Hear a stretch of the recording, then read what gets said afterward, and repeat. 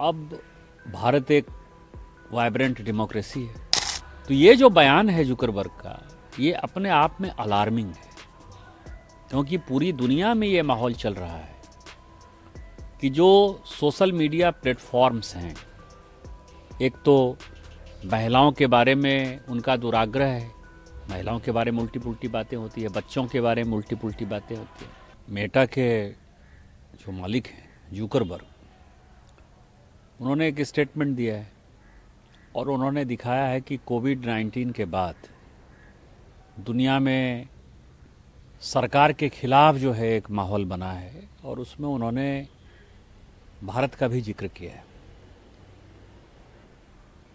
अब भारत एक vibrant democracy है, 140 करोड़ लोगों का देश है।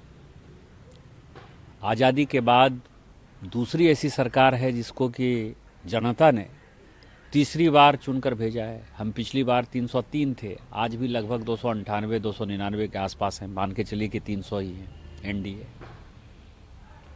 तो ये जो बयान है जुकरबर्ग का, ये अपने आप में अलार्मिंग है, क्योंकि पूरी दुनिया में ये माहौल चल रहा है कि जो सोशल मीडिया प्लेटफॉर्म्स हैं, एक तो महिलाओं के बारे में उनका दुराग्रह है, महिलाओं के बारे में उल्टी पुल्टी बातें होती है, बच्चों के बारे में उल्टी पुल्टी बातें होती हैं। ऑस्ट्रेलिया ने देखा आपने कि 18 साल से कम बच्चों को जो है सोशल मीडिया प्लेटफॉर्म पर जाना मना कर दिया है। दूसरा वो पॉलिटी जो है, जो पॉलिटिक्स है, जो सोशल लाइफ है, वो प्रभावित करता है। ये पूरे दुनिया में इस तरह की बातें चल रही है, खासकर आर्टिफिशियल इंटेलिजेंस के बाद ये चीज़ें और भी प्रभावी हो गई हैं। उसमें इस तरह का बयान ये दिखाता है कि वो भारत के लोकतंत्र पे वो इंटरफेयर कर रहा है और पूरी दुनिया को वो गलत जानकारी देके गुमराह कर रहे हैं कि हम जो है भारतीय जनता पार्टी या एनडीए लूज की है। तो इस कारण से 140 करोड़ लोगों का रिप्रेजेंट करती है भारतीय संसद।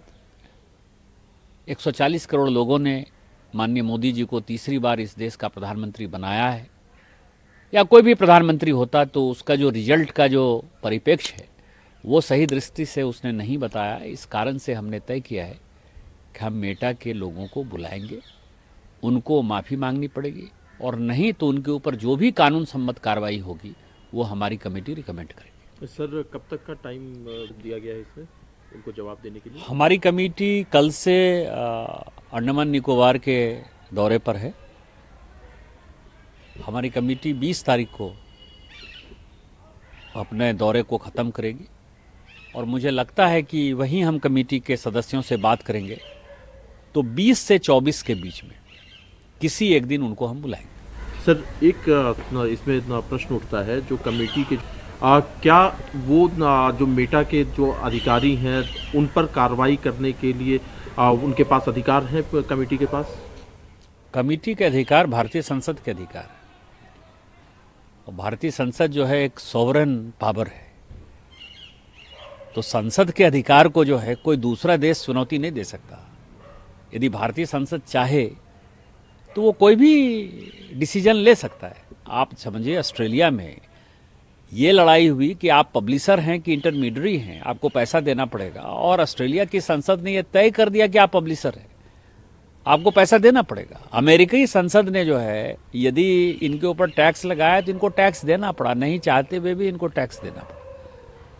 तो इसीलिए सभी, जिस तरह से अमेरिका स्वायत्त है, सॉवरन है, सार्वभौम है, ऑस्ट्रेलिया सार्वभौम है, यूके सार्वभौम है, उसी तरह से हमारी डेमोक्रेसी सार्वभौम है। और ये कमेटी जो है, कमेटी कुछ नहीं है, कमेटी भारतीय संसद ने अपने अधिकार को जो है उस डिपार्टमेंट के अधिकार को आपके ऊपर सौंपा है। तो इसमें सभी पॉलिटिकल पार्टी के रिप्रेजेंटेशन है और इसका जो डिसीजन है वो फाइनल डिसीजन है, और सरकार जो है, हम सरकार को उसके कार्रवाई के लिए कहेंगे और सरकार कार्रवाई करेगी। अगर आप ताज़ा खबरों के साथ हमेशा जुड़े रहना चाहते हैं तो अभी हमारे YouTube चैनल पंजाब केसरी दिल्ली को सब्सक्राइब करें। साथ ही Facebook और Instagram पर भी हमें फॉलो करना ना भूलें। आपका समर्थन ही हमारी ताकत है। धन्यवाद।